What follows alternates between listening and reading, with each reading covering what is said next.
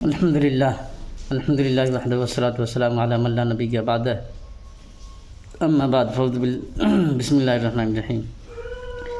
میرے محترم بزرگ دوستو، مولانا الیاس رحمۃ اللہ علیہ کی سوچ کی وسعت یہ ہے کہ میوات میں 6-7 آدمی بیٹھے ہیں، مشورہ کر رہے ہیں اور وہ بول رہے ہیں آدمیوں سے، ایک بھائی دیکھو پوری دنیا میں جماعت بھیجنی ہے۔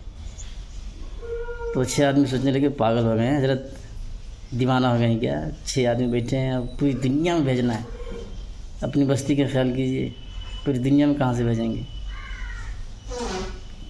کہا اگر پوری دنیا کی فکر نہ کرو تو ختم نبوت والا معاملہ ہم سے چھین لیا جائے گا، ختم نبوت والا نور ہمارے پاس سے چھین لیا جائے گا، اللہ کی نگاہیں بدل جائیں گی۔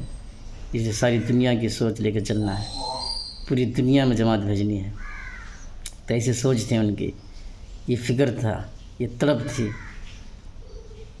اتنا تڑپتے تھے کہ دین کو پھیلانا ہے، لوگوں کی زندگی میں دین آ جائے، دین پر عمل کرنے والے بن جائیں، ایسی فکر تھی کہ اپنے گھر میں رات میں بھی پریشان رہتے تھے، سوتے نہیں تھے۔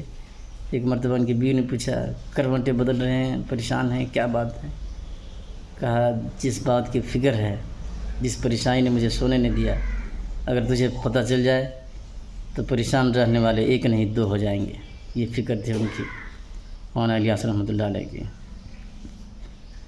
تو ساری دنیا میں جماعت بھیجنی ہے، اس کو انہوں نے پورا کیا ہے، محنت کیا ہے، تب جا کے تیار ہوئی ہے جماعت، پوری دنیا میں چل پھر رہے ہیں جماعت۔ کاہے کے لیے؟ اپنا پیسہ خرچہ کر کے، کوئی پیسہ دیتا نہیں ہے، اپنا پیسہ خرچ کر کے قربانی دے رہے ہیں۔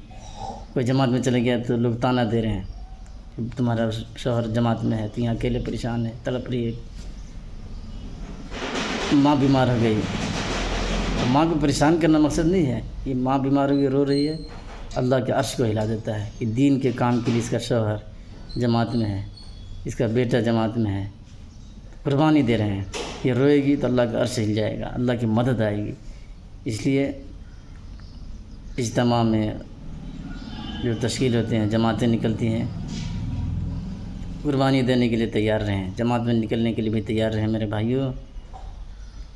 مائیں بہنیں جو روتی ہیں، پریشانی تکلیف اٹھاتی ہیں، اور بیٹا جماعت میں ہے، قربانیاں دے رہا ہے، یہ لوگ روئیں گے تو دین کی فکر، دین کی طلب ان کے اندر پیدا ہوگی، اور اللہ کو رحم آئے گا، مسلمانوں پر مدد ہوں گے، دین پھیلے گا۔